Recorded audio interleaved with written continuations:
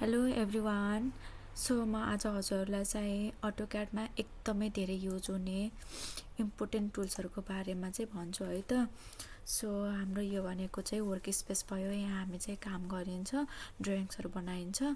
अनि यतापट्टि हाम्रो यहाँ माथिपट्टि चाहिँ हाम्रो टुल्सहरू रहेको छ। सुरुमा चाहिँ ड्र टुल्सहरू हेरौँ। यहाँबाट चाहिँ मोस्टली इम्पोर्टेन्ट भनेको लाइन टुल हो। यसलाई चाहिँ एलले डिनोट गर्छ। एल इन्टर गरेपछि यो भनेको चाहिँ नर्मल लाइन हो होइन।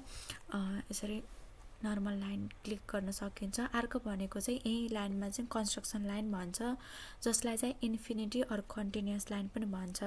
त्यसको सर्ट फर्म भनेको चाहिँ एक्सएल इन्टर हो।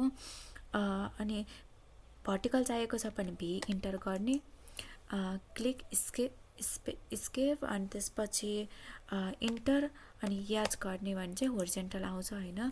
अनि दुइटामा डिफ्रेन्स के भन्दाखेरि चाहिँ सानो प्लान बनाउनु पर्ने छ अरू सानो एरियामा हामीलाई ड्रइङ गर्नुपर्ने छ भने त्यो लाइन टुलले गर्दा पनि हुन्छ होइन, नर्मल लाइन टुलले। तर हामीलाई ठुलो प्लान्सहरूमा गर्नुपर्ने छ, मास्टर प्लानहरू बनाउनु पर्ने छ भने चाहिँ कन्स्ट्रक्सन लाइनले बनाउँदाखेरि इजी हुन जान्छ है त।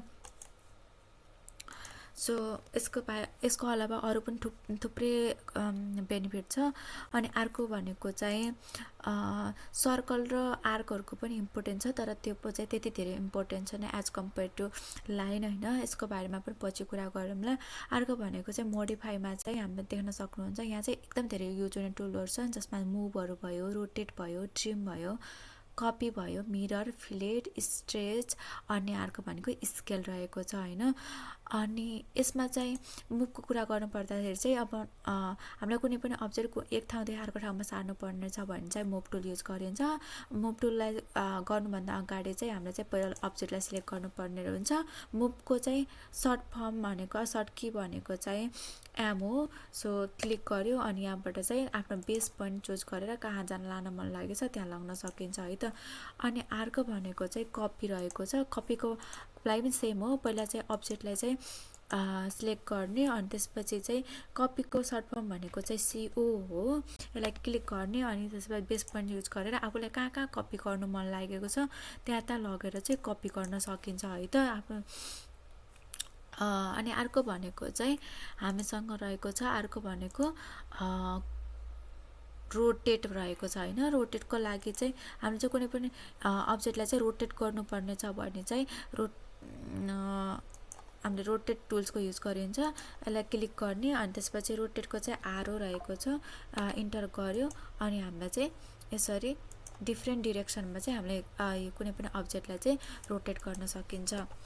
अनि अर्को भनेको चाहिँ स्केल रहेको छ। स्केल भनेको कुनै कुनै पनि अब्जेक्टलाई सानो ठुलोमा गराउनु पर्ने छ भने हामीले चाहिँ स्केलको मद्दतले चाहिँ त्यसलाई चाहिँ सानो ठुलो बनाउन सकिन्छ। जस्तै मैले यो अब्जेक्टलाई चाहिँ मलाई स्केल घटाउनु छ, यसको ठ्याक्कै आधा गराउनु पर्छ भने के गर्छु भन्दाखेरि चाहिँ मैले यसलाई सिलेक्ट गर्छु अनि स्केलको सर्ट फर्म भनेको एससी हो, इन्टर गर्यो अनि कुनै पनि एउटा बेस पोइन्ट चुज गरेर अनि मैले चाहिँ स्केल फ्याक्टर कति हाल्नु पर्यो 0.5 किनकि मलाई आधा गराउनु पर्ने छ, इन्टर गर्यो अनि मेरो चाहिँ यो चाहिँ भयो होइन, यो आधा भइसक्यो। अनि अर्को भनेको चाहिँ यसमा चाहिँ अरू पनि छ, यो पछि कुरा गरौँला, यति धेरै इम्पोर्टेन्ट छ होइन। अनि अर्को भनेको डाइमेन्सन टुल। त डाइमेन्सन नाप्नको लागि भइहाल्यो। अब त्यो प्लान हेरेर कस्तो एङ्गुलर छ कि अनि आर्क छ, रेडियस छ, लिनियर छ, अलाइन छ, त्यो चाहिँ त्यसको अनुसारमा चाहिँ हामीले चाहिँ यो डाइमेन्सन टुल युज गरेर चाहिँ डाइमेन्सन नाप्न सकिन्छ। अनि तलको इन्टरफेसमा देख्न सक्नुहुन्छ यहाँ चाहिँ के ग्रिड मोड भनेर भनेको छ। यो चाहिँ ग्रिडको बेसिसमा रहेछ। ड्रइङ बनाउनु पर्ने छ भने चाहिँ हामीले चाहिँ यसलाई सिम्पली क्लिक गरेर चाहिँ ग्रिडहरू ल्याउन सकिन्छ र यहाँबाट यसको मद्दतले चाहिँ हामीले ड्रइङ गर्न सकिन्छ। नचाहिएको बेलामा चाहिँ जस्ट क्लिक गरेर अफ गर्न सकिन्छ। अर्को भनेको अर्थो हो। हामीलाई चाहिँ भर्टिकल्ली सिधा र होरिजेन्टल्ली सिधा लाइनर चाहिएछ भने चाहिँ हामीलाई अर्थो अन गरेर चाहिँ ड्र गर्न सकिन्छ। अनि यदि हामीलाई चाहिँ छड्केहरू लाइनहरू चाहिएको छ, डिफ्रेन्ट इन्क्लाइनमा एङ्गलहरूमा चाहिएको छ भने चाहिँ हामीले यसलाई अफ गरेर चाहिँ गर्नुपर्ने हुन्छ। यसरी अर्थो अफ गरेर हामीले चाहिँ बनाउन सकिन्छ, डिफ्रेन्ट जुनसुकै एङ्गलमा पनि बनाउन सकिन्छ है त। अनि अर्को भनेको चाहिँ यो लाइन वेटको हो। लाइन वेट चाहिँ यदि हामीलाई चाहिँ लाइन वेट सो गर्नुपर्ने छ भने चाहिँ सो गर्न यसरी क्लिक गरिदिँदा हुन्छ, होइन अफ गर्नुपर्ने छ भने चाहिँ यसरी अफ गरिदिँदा हुन्छ। यसले चाहिँ एउटै टाइपको लाइन देखाइदिन्छ इफ हामीले अफ गऱ्यौँ भने है त। सो मैले चाहिँ लाइन वेट अन गरेरै छोडिदिन्छु। यो भनेको स्न्याप टुल्स हो, चाहियो भने अन गर्न सक्नुहुन्छ, चाहेन भने अफ गर्न सक्नुहुन्छ है त।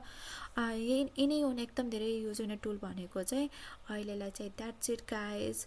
अनि अर्को नेक्स्ट भिडियोमा चाहिँ म हजुरहरूलाई कुनै एउटा अरू टुल्सहरूको बारेमा थाहा पाउनु छ भने चाहिँ त्यसलाई कमेन्ट गर्न सक्नुहुन्छ, त्यसैको बेसिसमा म भिडियो बनाउने छु। इफ नट मैले चाहिँ अर्को चाहिँ नेक्स्ट भिडियोमा चाहिँ युनिट कसरी सेट गर्ने, क्रसरहरू डिफ्रेन्ट ठाउँमा छ भने चाहिँ एउटा ओरिजिनमा लगेर कसरी राख्ने त्यो बारेमा चाहिँ भन्छु है त।